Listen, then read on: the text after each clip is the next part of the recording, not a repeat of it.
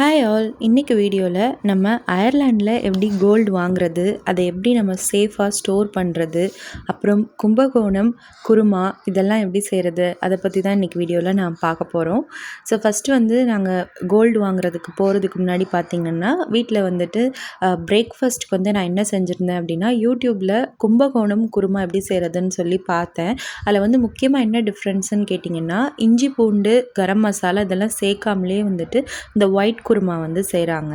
So அதுக்கு முக்கியமான ஒரு இன்க்ரீடியன்ட் என்னென்னு கேட்டிங்கன்னா சோம்பு. ஸோ ஃபஸ்ட்டு எண்ணெயில் நம்ம சோம்பு, பட்டை, அப்புறம் அந்த பிரியாணி இலை இதெல்லாம் நம்ம வதக்கிக்கணும். அதுக்கப்புறமா நம்ம எப்போவும் சேர்க்குறது போல் ஆனியன், டொமேட்டோ, அப்புறமா கொஞ்சம் வெஜிடபிள்ஸ். நான் உருளைக்கிழங்கு, அப்புறம் ஸ்வீட் கார்ன், அப்புறம் கொஞ்சம் ப்ரொக்கோலி, அப்புறம் கேரட் சேர்த்துருக்கேன். ஸோ நீங்கள் ப்ரொக்கோலிக்கு பதிலாக காலிஃப்ளவரும் சேர்த்துக்கலாம். அடுத்தது பீன்ஸ் அந்த மாதிரியான வெஜிடபிள்ஸ், அப்புறம் பட்டாணி உங்கள் வீட்டில் இருந்தாலும் நீங்கள் சேர்த்துக்கலாம். நான் வீட்டில் இருக்க வெஜிடபிள்ஸ் வச்சு பண்ணியிருக்கேன். அப்புறம் முக்கியமாக அந்த குருமா கன்சிஸ்டன்சி வர்றதுக்கு பார்த்திங்கன்னா 3 இன்க்ரீடியன்ட்ஸ் நம்ம அரைச்சி எடுக்கணும். பச்சை மிளகா, பொட்டுக்கடலை, அதுக்கப்புறம் தேங்காய். இந்த 3ஐயும் நம்ம அரைச்சி செய்யும்போது அந்த க்ரீமியான கன்சிஸ்டன்சியில் சூப்பரான ஒரு குருமா கிடைக்கும். நான் குக்கரில் தாங்க விசில் வச்சு எடுக்க போகிறேன். ஸோ கரெக்டாக ஒரு 3 விசில் வச்சதுக்கப்புறம் பார்த்திங்கன்னா உருளைக்கிழங்குலாம் கொஞ்சம் குட்டி குட்டியாக கட் பண்ணியிருந்ததுனால எல்லா வெஜிடபிள்ஸுமே சூப்பராக குக் ஆகிடுச்சு. அப்புறம் இதுக்கு பிரேக்ஃபாஸ்ட் நான் பூரி தான் செய்ய போகிறேன். இந்த குருமா பார்த்திங்கன்னா சப்பாத்தி, பூரி இதுக்கெல்லாம் சூப்பர் காம்பினேஷனாக இருக்கும். ஸோ பூரியெல்லாம் செஞ்சு சாப்பிட்டுட்டு இந்த குருமா வச்சு நாங்கள் சாப்பிட்டோம். ஸோ இந்த குருமா பார்த்திங்கன்னா நான் ஃபஸ்ட் டைம் ட்ரை பண்ணுறேன். நல்லாவே வந்திருந்தது. ஸோ கும்பகோணம் குருமா இப்போ தான் வீட்டில் ஃபஸ்ட் டைம் ட்ரை பண்ணி பார்க்குறேன். ஒரு டிஃப்ரெண்ட்டான டேஸ்ட்டில் நல்லா க்ரீமி கன்சிஸ்டன்சியில் சூப்பராகவே வந்திருந்ததுன்னு சொல்லலாம்.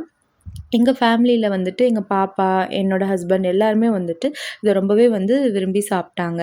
பாருங்கள் இந்த குருமாவோட கன்சிஸ்டன்சி எப்படி இருக்குது அப்படின்னு. ஸோ குக்கரில் வச்சு எடுத்ததுனால பார்த்திங்கன்னா நல்லா எல்லா வெஜிடபிள்ஸுமே சூப்பராக குக் ஆகிருந்ததுங்க. ஸோ வீட்டில் செஞ்ச பூரி அப்படின்றதுனால பார்த்திங்கன்னா அந்த பஃபினஸ் கொஞ்சம் நேரத்தில் போயிடும் இல்லையா? ஏன்னா நம்ம அந்த ரொம்ப புஷ்ஷுன்னு வரணுன்றக்காக நம்ம சோடா மாவுலாம் போட்டு செய்ய மாட்டோம். ஸோ அதனால் பார்த்திங்கன்னா அப்படி இருக்குது பார்க்குறதுக்கு. இப்போ நாங்கள் சாப்பிட்டுட்டு கிளம்பிட்டோம் வெளியில். இப்போ நாங்கள் எங்கே போகிறோம் அப்படின்னு கேட்டிங்கன்னா, இங்கே இருக்கக்கூடிய மெரியான் வால்ட் அப்படின்ற இடத்துக்கு தான் போகிறோம். இங்கே நம்ம கோல்டு பார், அப்புறம் கோல்டு காயின்ஸ் இதெல்லாம் வாங்கலாம். அதே சமயம் அங்கேயே லாக்கர் ரூமும் இருக்குது. லாக்கர்லேயும் நம்ம சேஃபாக ஸ்டோரேஜ் பண்ணி வச்சுக்கலாம். இப்போது அந்த இடம் இருக்க இடத்துக்கு தான் வந்திருக்கிறோம். அங்கே முன்னாடி பார்த்திங்கன்னா இந்த மாதிரி ஷீப் ரெஸ்டாரண்ட்ஸ்லாம் இருந்தது. இது ஈவினிங் தான் ஓப்பன் பண்ணுவாங்க. ஸோ சூப்பராக நேச்சரை என்ஜாய் பண்ணிகிட்டே நம்ம சாப்பிட முடியும். ஸோ மெரியான் வால்ட் இருக்கக்கூடிய இடம் தான் இது.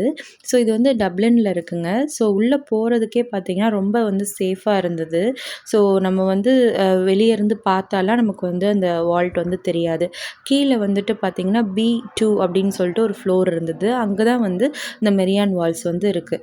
ஸோ இதுக்கு அந்த கடைக்குள்ளே போகிறதுக்கே பார்த்திங்கன்னா நிறைய டோர்ஸ்லாம் நம்ம தாண்டி தான் போகணும். நம்மளால் ஈஸியாக ஓப்பன் பண்ண முடியாது. நம்ம ஒன்று ஐடி கார்டு வச்சு தான் உள்ளே போக முடியும். அப்படி இல்லாட்டி இங்கே பார்த்திங்கன்னா உங்களுக்கு தெரியும், இந்த மாதிரி இந்த ஸ்பீக்கர் வச்சுருக்காங்க இல்லையா, அவங்களுக்கு ஃபோன் பண்ணி அவங்க நம்மளை அலோவ் பண்ணால் மட்டும்தான் அந்த டோர் ஓப்பன் ஆகும். அடுத்து இன்னொரு லேயர் டோர் இருக்கும். அதுக்குள்ளே நம்ம கேமரா அலோடு இல்லை. ஸோ இந்த மாதிரி கோல்டு புல்லியன் நீங்கள் வாங்கிக்கலாம். அதுக்கான ரெசிப்ட்டும் உங்களுக்கு கொடுத்துருவாங்க. அப்புறமா அதை வாங்கினதுக்கப்புறமா அங்கேயே நீங்கள் லாக்கர்லேயும் ஸ்டோர் பண்ணிக்கலாம். நான் இந்த விளம்பரத்துலலாம் வர மாதிரி மேங்கோ ஜூஸ் டெஸ்கோவில் வாங்கியிருந்தேன். இது மேங்கோ ஃப்ளேவர் கிடையாது. ஆனால் அந்த கலர் பார்க்குறதுக்கு பார்த்திங்கன்னா அப்படியே ஃபுல் மேங்கோ மாதிரியே இருந்தது. ஆனால் அது மேங்கோ கூட ஆரஞ்சும் சேர்த்துருக்காங்க. நான் இந்த ஜூஸ் தாகமாக இருக்குன்னு குடிக்கிறப்போ என்னோடய பையனும் பார்த்திங்கன்னா அதை பார்த்துட்டு எனக்கு வேணும்னு சொல்கிற மாதிரி கை வச்சு கேட்டுகிட்டே இருந்தான். ஸோ அதனால் நான் அவனுக்கும் கொஞ்சம் அவன்கிட்ட கொடுத்தேன் அவன் கையில். ஸோ அப்புறம் பார்த்திங்கன்னா அவனுக்கு சரியான ஹாப்பி ஆகிட்டான். ரொம்ப சிரிச்சுட்டு வச்சுட்டு அந்த பாட்டிலை வச்சு நல்லா விளாண்டுட்டு வந்தான். ஹாப்பியா.